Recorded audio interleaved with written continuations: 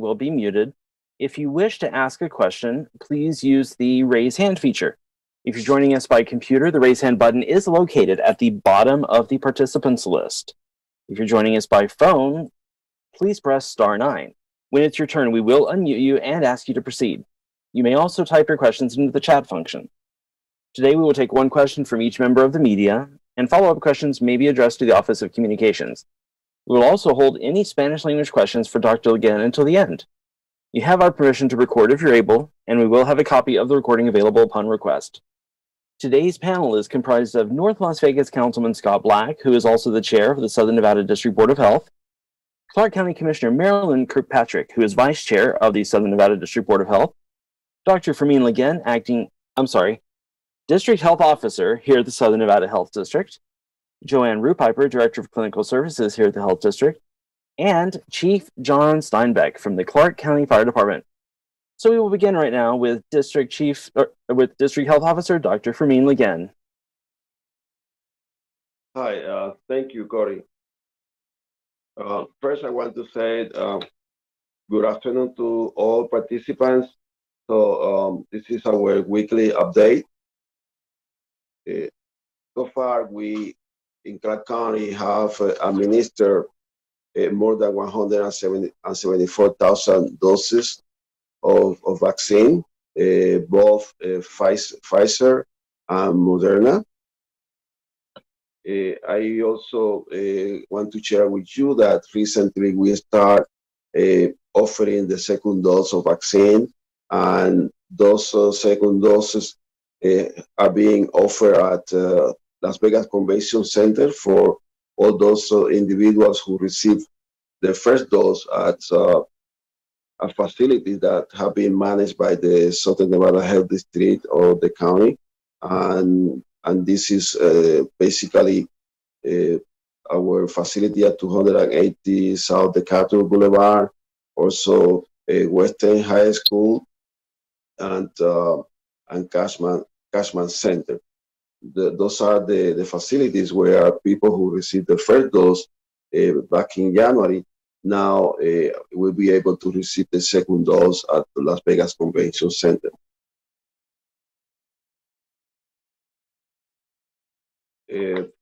Regarding vaccine allocation, as we mentioned last week, and still is the issue, our vaccine allocations are very limited right now. We are receiving somewhere between 25,000 doses of vaccine per week, and we expect those numbers to increase in the near future. But that's what we have right now, and we are working with our local partners based on those numbers.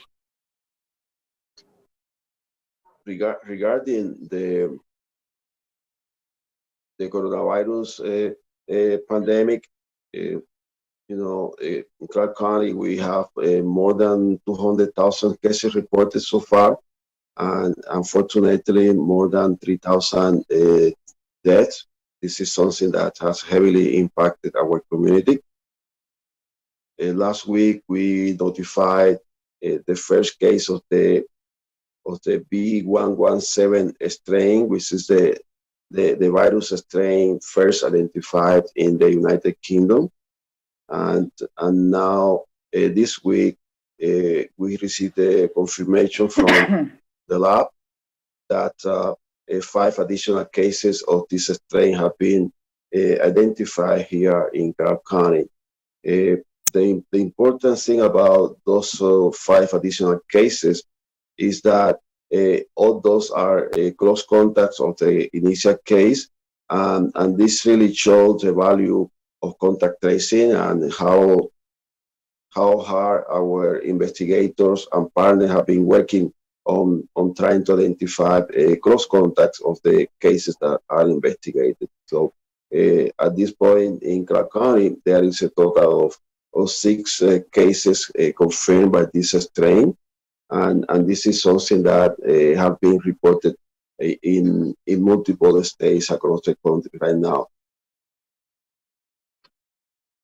I also want to share with you that starting today, we will be reporting in weekly basis the, the places of possible exposure. It's important to emphasize the possible exposure here because this is based on information collected through our contact tracing investigation.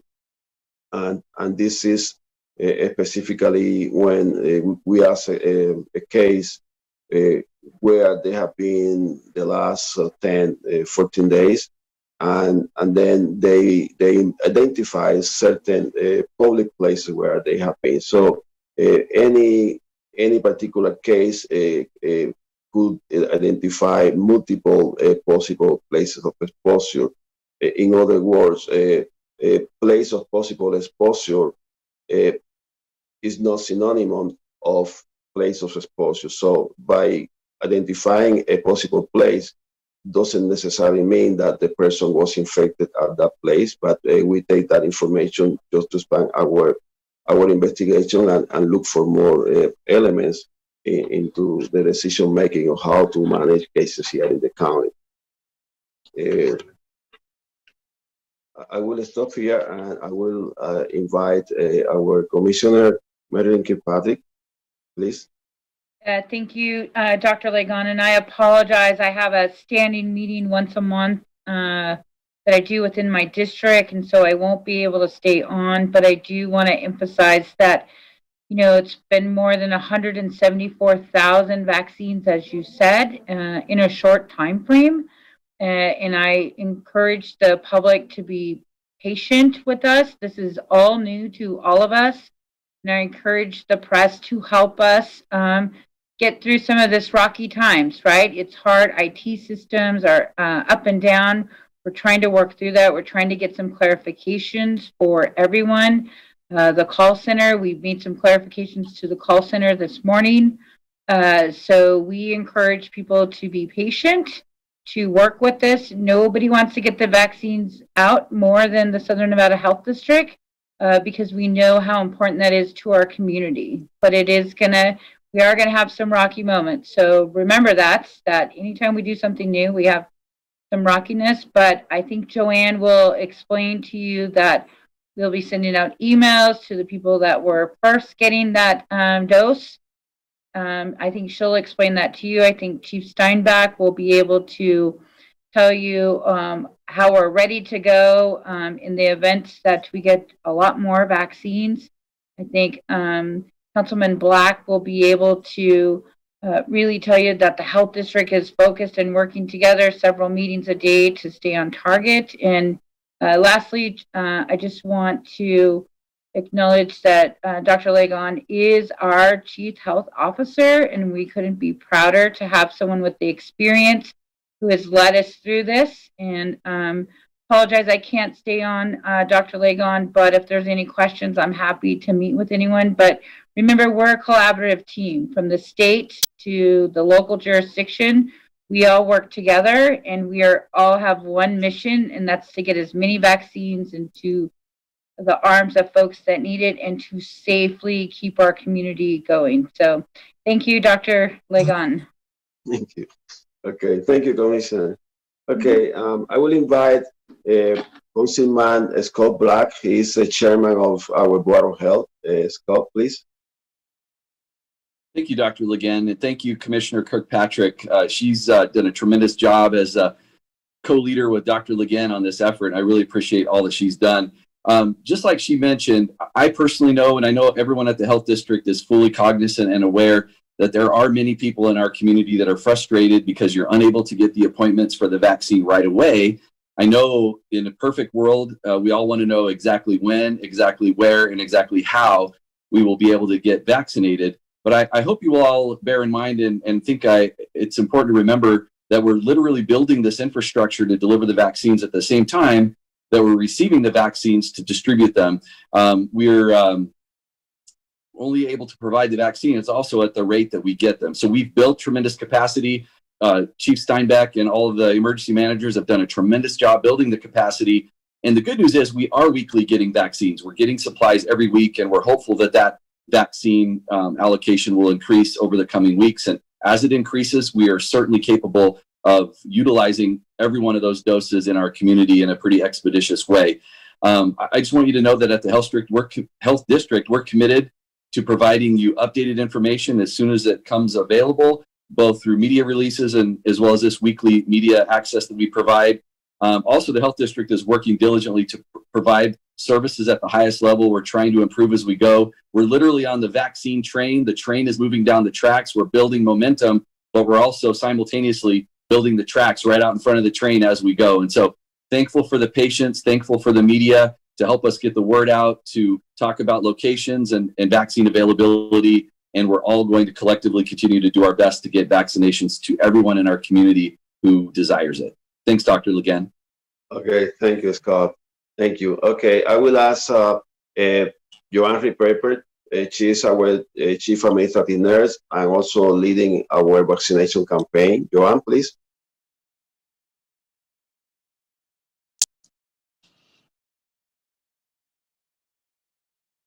Joanne, let's get you unmuted.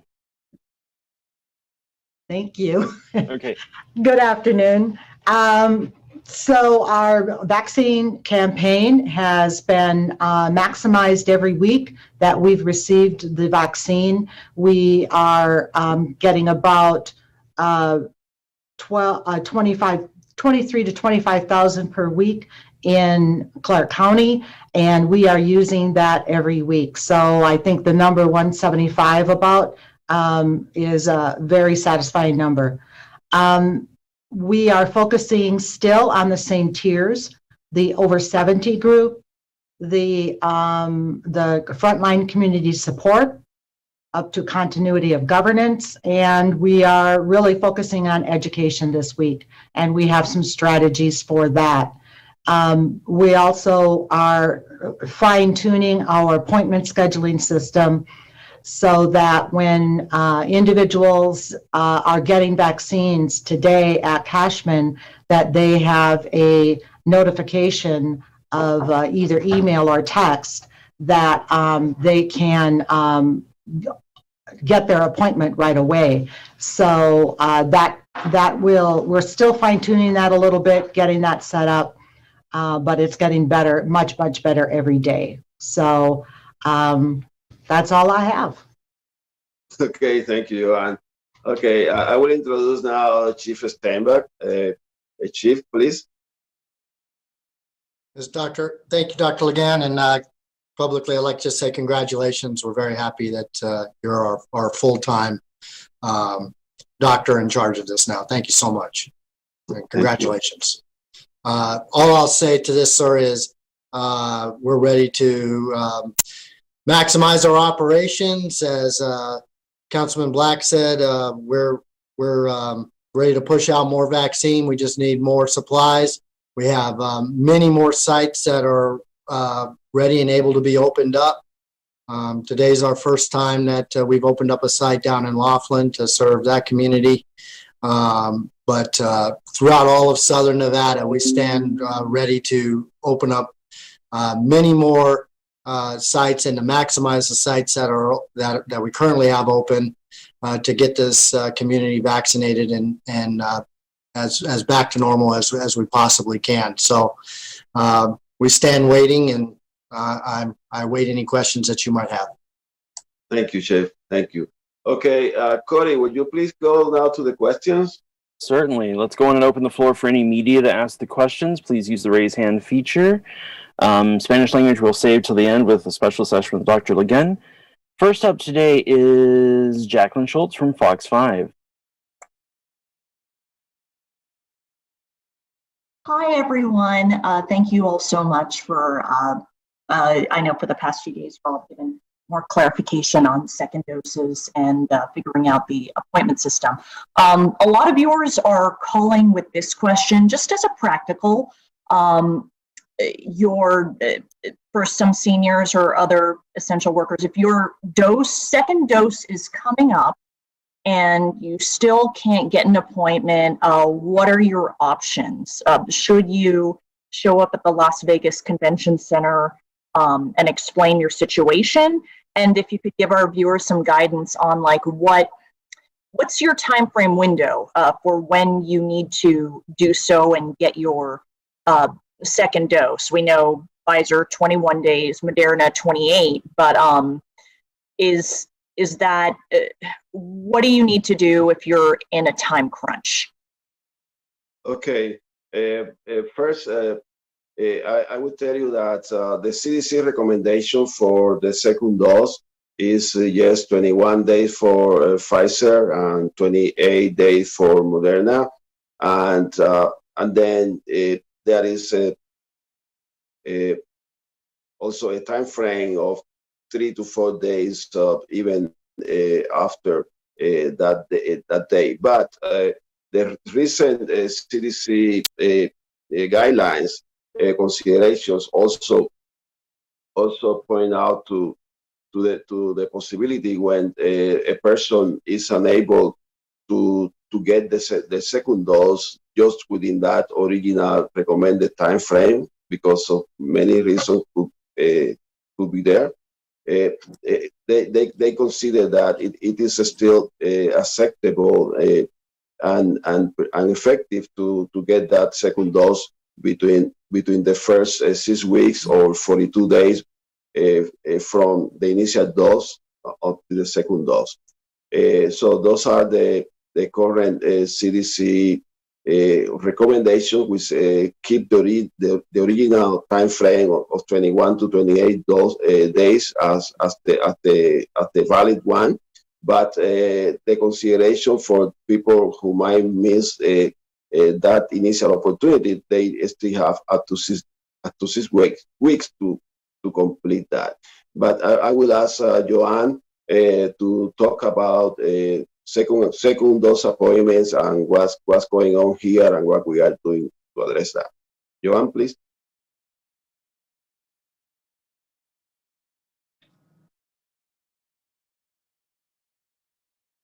Again, okay. The second dose appointments as of January 19th, 18th, somewhere in there, we switched our appointment system. Prior to that, we used our online system. And so with that, we will be emailing individuals and giving them the link for them to make that appointment. When we did that and when we published it on our website, it really overwhelmed the system. So we are fixing that by sending it out again and giving an opportunity for those people to make appointments. So if you've had your vaccine from January 4 to like the 19th, we will be emailing you for that. For the other, when we went to online registration where you would actually give your birth date, all the demographic information, after you vaccinated, you would get a link that would give you the opportunity to make an appointment. We had some technical problems with that, and so we do have a link open on the website so that people are able to make that appointment, and we can send out some more information about that. So keep in mind that our clinics, we need to open them yet. You should check back in another day or two and either schedule or reschedule, and then call 702-759-1900 to, if you still have problems, then to go to that website and they will assist you. Okay, thank you, Joanne. Thank you. Corey, please. Next question is from Megan Messerly. Unmuting you now. Hey there. Thanks again for doing these every week. Kind of bouncing off of that last question, just to clarify, I've been hearing from some folks as well, who've told me that, they wanted to get their dose, 21 days out, 28 days out, exactly on the day. They were able to get it and they haven't been able to make those appointments. And then, they're clicking around other days and seeing those are full. So based on your last answer there, Joanne, I mean, is the hope that everyone who wants an appointment 21 days or 20 days, whatever their allotted time is, will be able to get one on that day? I understand that, they can get it, later if scheduling conflicts or what have you, within that period. But it seems like based on, when they got their first dose, the state knows when they got their first dose, those doses are ordered based on that schedule. So it seems like people should be able to get doses on that date. So with these corrections and the emails and everything you're talking about, should everyone who wants an appointment on that first possible day, they can get their second dose, be able to get one that day? Correct, or close to it. Like Dr. Ligon said, there is some grace period with that, 3 to 4 before it, and then after up to 42 days. But typically we would want to get it on the same day. We only used Moderna up until around January 18th. So it should be at the 4-week, the 28-day time frame. That's good information to have for individuals. And they have to have gotten the vaccine with us. So as I've discussed before, is that every vaccine provider gets the first dose, and then they order 3 to 4 weeks later, they can order that second dose, and they can only order that amount. So last week we ordered 9,200 for this week, and we know that that's how many we had because we are able to take it off of our electronic system, and so that's how many appointments we made. So there were some individuals that were making first dose appointments at the Las Vegas Convention Center. Not a good idea. We won't be able to take you because then we will be taking a second dose from someone else. So we are not doing that. We notified people that they should try to get on the website and then get that first dose. So, and if you get your vaccine at your employer or UMC or UNLV, any of the other partners, you're going to need to go back there because, again, we don't have your dose on hand for you. If people come from out of state or something like that, then they can call us and we can try to assist them. Next question is from Mr. Joe Moeller. Hi there, Joe Moeller from Channel 8 here. I have a couple of questions. I am currently working with a woman who told me that she went on to make an appointment and the website keeps crashing and she's worried she won't get to her second date she's supposed to get it by. And she had called the health district and they told her that they won't be sending emails anymore. She said that was a change as of yesterday, and she's a little bit confused, and I'm sure there's others out there like that as well. So I don't know if we get some clarification on that. Correct. So we did send some emails out. We sent it out twice for the first round up until people that received their vaccine until the 10th. And now we're going to send another one for that next group that got their vaccines through the 19th. After, if they went through the clinic and they had to give all of their stuff electronically, like birth date and all that, then they should have received a text and email directly to their phone afterward. So if they have trouble, they should try to call us. Yes, we've had a lot of phone calls. We just got more capacity for people to answer the phones today. And it's changing every day. And, we're trying to work through these issues so people can get through to us. Perfect. And real quick, the Laughlin location, I noticed this morning there was substantial openings this morning. If you go to Laughlin, are you going to end up getting your second dose up in Las Vegas? No, Laughlin is only first dose. And it's only Laughlin residents, or is it anybody in Clark County? Well, we targeted, we obviously advertise for that area. There really isn't a residency requirement. So, but we do encourage communities to reach out to their community members so that they can receive that vaccine appropriately. Thank you. And I would like to say too that, like you said, if people make appointments, they should keep them. If they find out they're not eligible or they change their mind, please cancel so that we can get more people in, and please don't just not show. It's very disheartening to see that we have a less of a crowd because people didn't cancel appointments or did them inappropriately. Next up is Ms. Mary Hines. Thank you and good afternoon. Sorry, but I am unclear on what the guidance is for people who have been unable to schedule these second appointments. Are they just to keep trying on the website, and are you fixing the website? So If at such a time as they are due and they still don't have an appointment, should they just show up at the convention center? So it really depends when they got that vaccine, okay? So if they got that vaccine somewhere between January 4 and the 10th, I know it sounds so complicated, but we had a lot of issues. So up until about January 10th or so, we sent out 2 emails and opened up the appointments, and they did have opportunity to get it then. We're sending out another email for those through January 19th, and they will have an opportunity to get an appointment, and that should go out today or tomorrow. From then on, when they were on the electronic system, we are working on that. So they're not due till February 19th.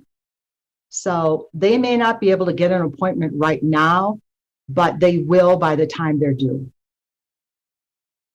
Yeah, you also want to mention that we have a phone line where they can call if they have any problem. Right. Yeah. Next question is from Mr. Michael Davidson. Sorry, I had to get myself unmuted there. Thank you for taking my question. I had a question about the possible exposure location data that began being published on the Health District website today.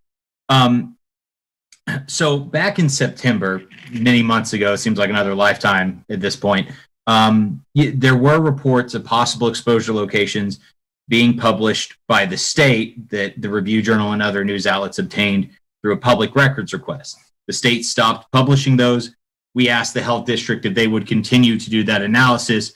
And at the time in September, we were told by a Health District official that the reports would, quote, provide limited, if any, value while we are experiencing community spread of the virus, end quote. Now, obviously, the Health District is starting today publishing this possible exposure location data. And I'm just wondering what's changed. Is the SNHD finding more value in this data right now and getting it out to the public? How should the public use this data in their day-to-day lives, if at all, when they're considering everything that we publish and make public? And what is the SNHD doing with it internally to shape their COVID response? Sure. Thank you, Corey. I will take this one. Well, as we said before, this data has a limited value. And the reason for that is because this is a disease that has a relatively large incubation period, is up to 14 days. During that period,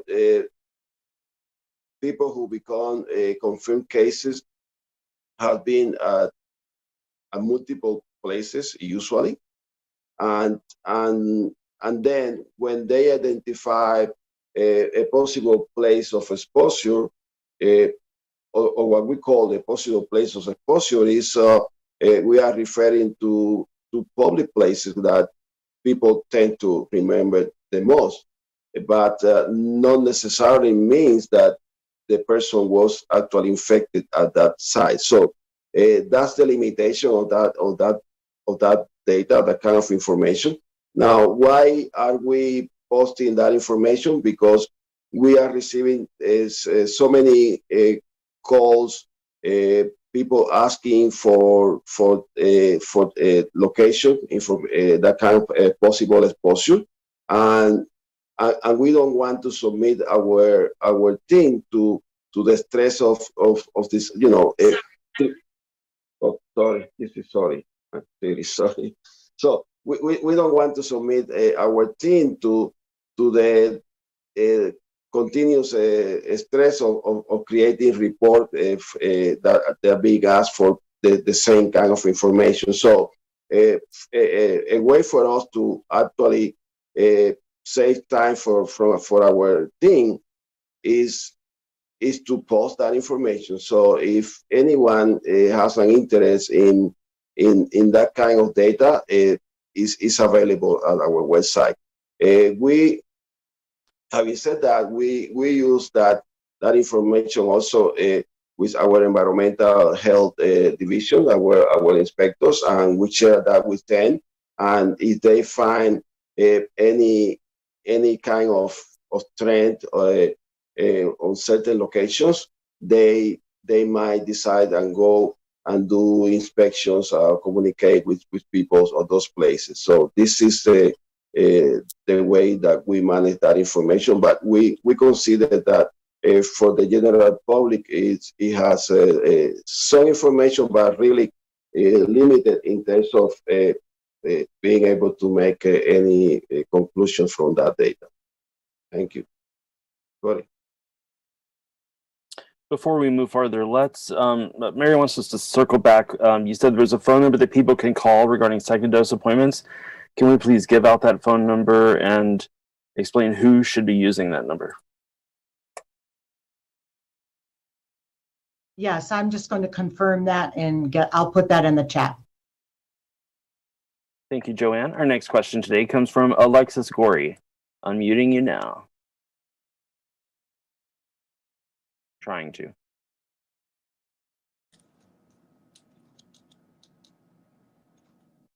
How about there? Can you hear me now? Yes, ma'am. Okay, hello everyone.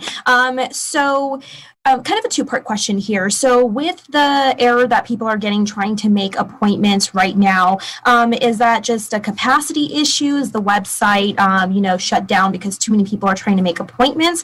And also, how many vaccines did we get this week versus how many we were told we were supposed to be getting? And if there's a difference, why?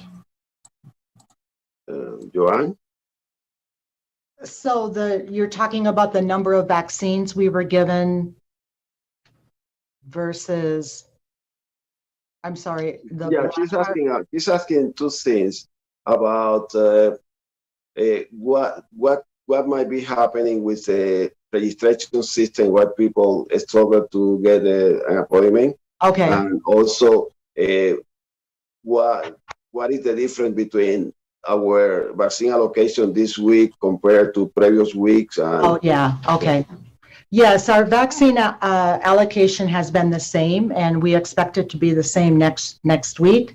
We just received that news today, and the registration system, it's more complete and more. It gets them ready to go to the clinic, I would say, so that it takes a little bit longer, where we're asking questions about your date of birth, demographics, and your health status. So it's a little more complicated than it was before. So if people need their first dose, then they should keep in mind that we only set up the appointments 3 days in advance for first dose. So they should check every day and the reason we have to do that is because we don't know what kind of vaccine we will be getting. So typically we get our shipment on Monday, and we have our clinics later in the week. And then we do some adjustments, and then we really know for sure how many appointments we can do. For example, we had some clinics scheduled this week, and now we increased the capacity, so now appointments opened up. Does that answer your question, I hope? Yeah, I think it does. Thank you. Okay. Goree. Our next question is from Fox 5. I'm unmuting you right now. Let's see if this works. There you go. Hi. Can you hear me? We sure can. Please go ahead. Thank you. Okay, this is Shannon from Fox 5, and the questions I have are if you could maybe talk about the demographic breakdown of who's received the vaccine so far. I think that's been touched on before, but we'd just like to get some on that. And then a second question I had was if you guys know when we can expect another lane to open up or another lane to be added to the groups of eligible people to get the vaccine. Thank you. I do, Dr. Ligon, I do have that, You have that in front of you? Good. Yeah, I do have it in front of me, actually. I was just looking at this today. We had received it. This is for Clark County. Yes, for Clark County. And so it's 174,665. And we have a race and ethnicity of 40% white, and we have 16% unknown and 16% other, 11% Asian, 10% Hispanic, and 4% Black and or African American. And then our female group is doing a little better than the males, I would say. They're at 58% and males are 41%. Age groups, we have a 42% of above the 65 plus. That I would say, I know we're doing 70 plus. I think that just is in the way that it's reported out, but probably why the 65% or 65 plus is that there is, individuals who are working still at 65 to 70. So, and 9% were unknown. So I don't know. They didn't know how old they were, I guess. It's probably because we didn't get the date of birth or things like that. The next biggest group was 28% of 25 to 49. And I'm not surprised by that either, because if you think about it, we've been doing a lot of, first responders, law enforcement, medical, those individuals. So, yes. Okay. Next question today comes from Dana Gentry. Unmuting you, there we go. Hi, thank you for taking my question. What are you doing to address the data that you just discussed about the demographic disparities, specifically for Hispanic and Black populations? Sure. Thank you. Well, what we are doing, or I would better say what we plan to do, because these are two different things. What we have been doing so far with our vaccination sites, we have been utilizing mostly large vaccination sites, Cashman, the high school at Western, and also Mac Middle School. All those facilities are located within or very close to the zip codes where we have our highest incidence of COVID. Now, we do have the distribution of people who have been vaccinated by zip code. And when we map that distribution of people who have been vaccinated, actually it doesn't match the zip codes with the highest number of COVID cases in Clark County, and there are perhaps a couple of reasons for that. One is that the initial groups that we vaccinated, well, healthcare workers and law enforcement and other groups, they are widely distributed through this community. But also the issue that regardless of where you locate a mass vaccination site, people will register from any any area in the county, and they will actually drive there. So in other words, we have, for example, the high school at the Mac Middle School, which is in the East Las Vegas. It doesn't mean that only people from that area are registered. Actually, it's very possible that a lot of people who live in other areas of Clark County register to those sites. So this is what we have been experiencing, and the way that we are looking to address this issue of access and also, of course, inequalities is to move in a different direction in the near future, and start deploying a small vaccination sites or strike teams in those zip codes in partnership with local elected officials and also community-based organizations and groups that are highly respected on these areas. So we can ensure that if we allocate 1,000 vaccines to zip code X, because we want to make sure that we are targeting that area, those 1,000 shots are actually administered to people who live in that area. We understand that everybody needs the vaccine, and being vaccinated is important for each resident of this community. But also, we are aware that there are certain areas of this community that are being heavily affected by the pandemic, and we need to specifically target those areas to make sure that we decrease the rate of transmission in those areas. So that's how we are planning to do this, because certainly we cannot rely on just the mass vaccination site being located in that area, because it doesn't guarantee that people in the heavily affected area will get vaccinated there. We're going to take one more voice call today. This one's from David Charns. I'm unmuting you now, sir. There you go. Thank you. Thanks. And thank you guys for taking our questions today.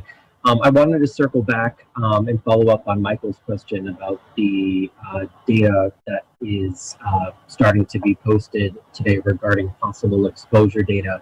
As he mentioned, obviously this is something we have been asking for months. The last data was released in September.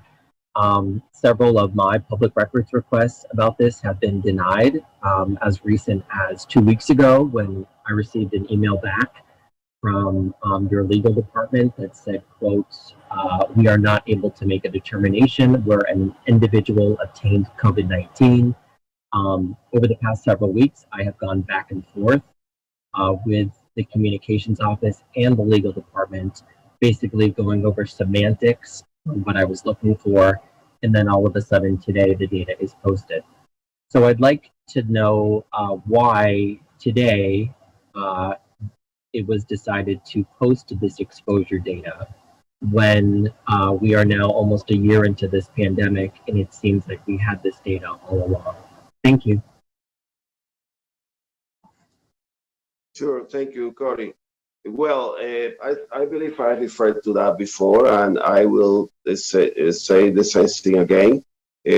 We are posting this information because we are receiving a lot of questions about site of exposure, which we call a possible site of exposure. We don't want our team to be submitted every single week to work on those kind of requests. So a way to address that is by posting that information, making that information available, and that's the decision that we make, and that's the reason why you are seeing that information there. I cannot comment on on your interaction with our office in previous weeks, because I'm not fully aware of what that interaction was. So I would just leave it at that. But we made the decision to post information so we don't receive that many requests for that kind of data. Thank you. Okay, thank you all. At this point, we will transition to our Spanish language questions. But before we do that, does anyone on the panel have any final comments before we move on? We do appreciate everyone's participation today. Anyone in the media who has follow-up questions, of course, as always, please reach out to the Office of Communications. And at this time, we are going to move on to Mr. Alexander Zapata.